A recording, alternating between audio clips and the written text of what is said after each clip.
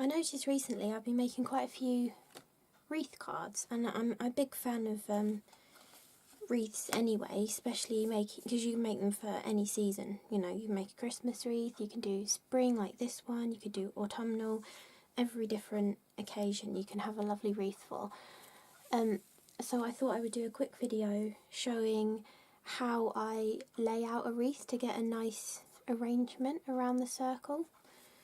And this goes perfectly with my two Crafti Potential die sets. I've used the double stitched rectangle from the Fleur set and the wonky stitched / straight stitched circle from the Floral set to create my panel. And I did this on both of these cards actually. You can't really see the stitching left on this one, but I did.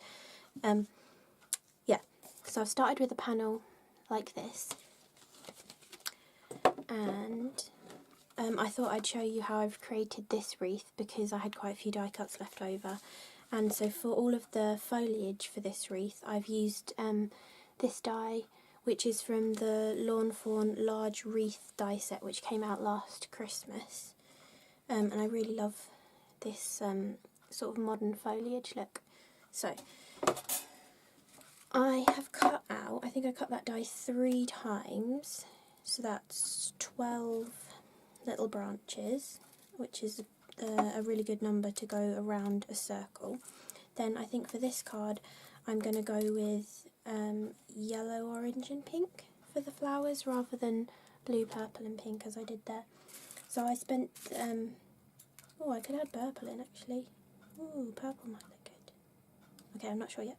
But anyway, I spent a load of time the other evening cutting loads of my flower dies from the Floral set, mostly the small ones and the small leaves, and I also did some of the circle stars from the Dots and Stars die set as well, just in front of the telly using my little prism die cutting machine, because it's really nice to have these on hand.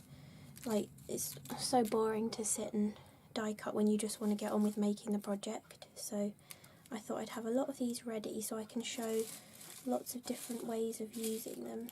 So I'm just digging through, finding some different sizes of the different colours of flowers that I think I might want to use. And I'm just using the 2 smaller sizes, and I haven't used any of the leaves in this design because that's why I've added in these little Lawn Fawn branches. Not making a mess now. I think I want another yellow one. I always think it's nice to have 3 of a specific colour or size of something and spreading them out around the design. I don't know why, but I always think that every card I make following that I really like. So you see I've got 3 yellows, 3 pinks, then I might go with 3 oranges. This wreath might end up having more flowers on than the other wreath because I haven't got the mushrooms and things. Come on, where's another baby orange? Well, I could have a big orange actually. Let's use a big orange one. So there's 3 pink, 3 yellow, 3 orange, and then I think I'm going to go with 5 purple because I like either an odd or even number, and we've got 1, 2, 3, 4. Oh, that makes 6. We could do use this one. So 5 purple, but maybe change one of these for a smaller pink flower, and then have a small little light purple one if I cut in with them. Can't remember what I cut out of what colours now. I hope I cut some small purple, some light purple in this one. I probably should have found all my flowers before I started filming.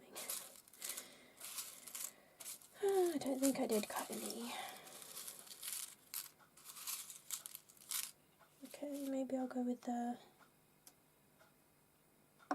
I'll go with that. So I need to snip a bit off this one. Obviously didn't die cut it properly. There we go. Perfect. So these are the flowers I'm going to use, and then I've got all my foliage ready as well. This is going to make more of a summery themed wreath, which is nice. I really like these colours together actually. Okay, so I'm going to build up the base of my wreath, and I like it when this part of the leaf overlaps the base of the previous leaf, so if you build it anti-clockwise, it works better. My favourite kind of glue for this sort of thing is the Cosmic Shimmer acrylic glue. This is a really old bottle, but it dries completely clear and matte as well, so if it squidges out the side you can't really tell that it's there, whereas some glues dry really shiny, but this dries nice and matte, and I've got it in a Woodwear fine tip applicator bottle. So you don't have to make these too secure, like going on every little piece of the branch, but you just want, and it doesn't matter if the glue squidges out like it has done there, because you might stick a flower over it, or it'll just dry matte anyway. So you just want to build up the base of the wreath first.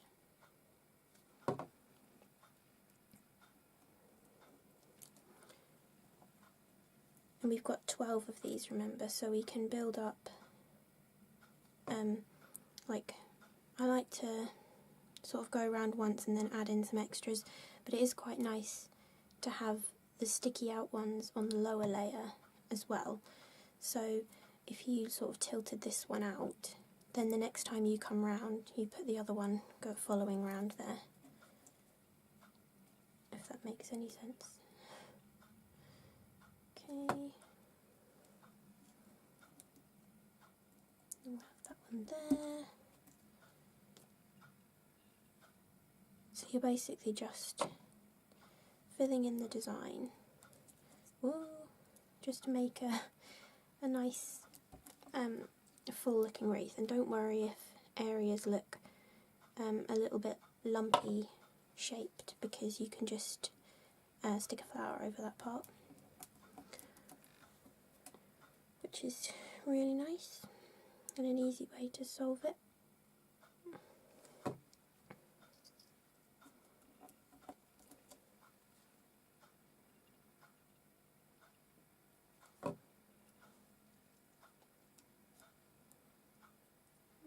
Stick that one up there, and I've got 2 left, so one here and one to fill this in a bit more. I think it looks better when the wreath is a bit asymmetrical as well. It just gives, I think it looks nicer on the eye rather than having a completely symmetrical wreath. And you can even, like, I think that needs a little bit there, but it doesn't need a whole branch, so you can snip into them. Just add a small extra piece, just hide it behind a leaf that's already there, just to make that bush out a bit more. And then we could add this piece, maybe there. Okay, so perfect. So that's the base of our wreath, and that was created cutting this 3 times.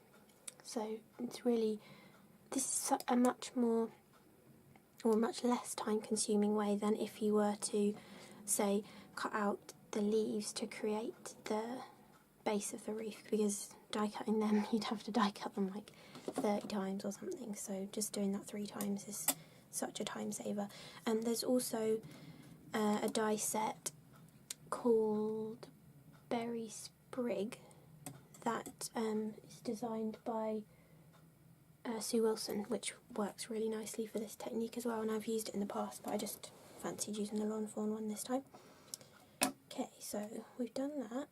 Now the next step is to shape your flowers a little bit. Now I'm just going to do really basic shaping. All I do is put it in the palm of my hand, squish it with the Tonic ball tool, flip it over, squish the back of each petal, and then flip it back over and press the middle again. And then you just got a little bit of curve to it. That's how I like to do mine. And the card I've used for the flowers The light purple and the orange is Tonic Craft Perfect textured card, which is 216 GSM, and the pink, yellow, oh no, the yellow's Tonic as well. I've just cut it on the other side. The pink and the purple are Creative Expressions Foundations card, and that is 240 GSM, I think. So, yeah, basically we just want to shape all of the rest of the flowers. It goes really quickly. I mean, you could do this part in front of the telly as well if you wanted. You could spend one evening die cutting a load of flowers and another evening shaping them so they're all ready for your projects. And I mean, this is if you're doing all the die cutting in front of the telly, this is quite a good card to batch make, and you could even make a set of cards, one for each season, you know, to give to someone as a present, which would be really neat. This one I'm just going to squish in the middle because it's really tiny, so it doesn't really need much shaping on it.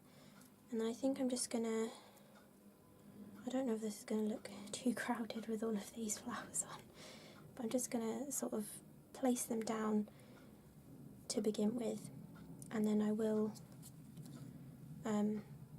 fiddle around with the placement just to get them how I want them to look. So I'm thinking a pink one, and you kind of want to balance the colour around the wreath, so you don't want to have all three dark purple ones in one place. You want to kind of space them out a little bit, same with the turquoise and the pink on this card. So if we're going by that rule, we kind of want to put this one here, and again we want to balance the yellow, then we need to balance the orange, so we could have that one there, and finally that one there. I think that looks really nice. And then creating the frame this way, working around an aperture, you can then create a shaker in the background if you want to as well. So this one was using some Spellbinders stamps that I used to create the wreath, but it's the same idea that you're just going around the circle aperture. But so yeah, so you could make it into a shaker if you want, or this one I just raised up the panel and added a background behind, and then a cute little deer from my Woodland Friends stamp set. So the next step is to stick all the flowers on. So I just do a blob of glue. Can you see? Oh, it's not going to focus. Blob of glue on the back, and then put it in place, just trying to press the centre so that you don't stick down the entire flower. You want the petals to still be free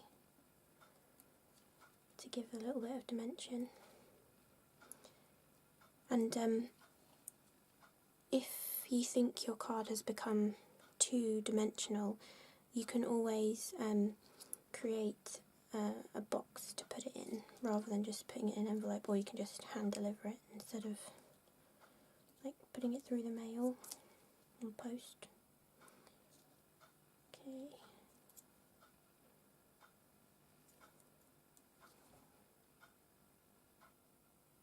Keeps getting blocked. Okay, so we're just adding on all the flowers. I think it's quite nice to have one dark colour, especially I usually stamp images like the critters on, like the deer, and sentiments and stuff in black, so having a darker colour within your wreath is quite nice because it balances that out really. You're not going everything's light tones and then you're suddenly using black. So there we have our wreath with all of our flowers. Now I'm really liking using gems in the centre, although I have got some white pearls here as well. In this one I used the white AB finish ones. Well, they might be the ivory ones actually, I'm not sure now. I've muddled them up. but I could use pearls on this one. Yeah, I think I will. So I'm going to use these white pearls. So I just like to place enough down where they're going to go first. So I know I've got enough out. And I'm going to use a bigger size for the bigger flower.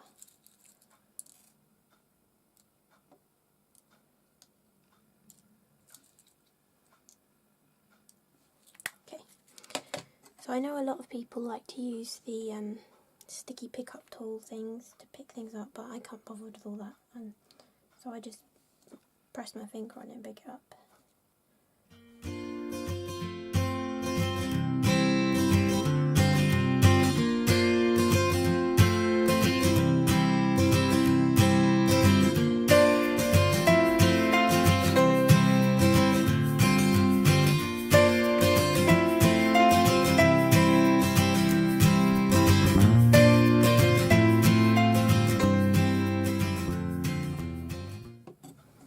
So, there we have it. A quick and simple way of building a wreath and my little tips that I like to use. So that's my summary version that we just made with the pearls in the centres of the flowers. And that's my spring example. And then this is the same kind of idea but using stamps to create the frame. So I hope you enjoyed the video. Thanks for watching. Bye.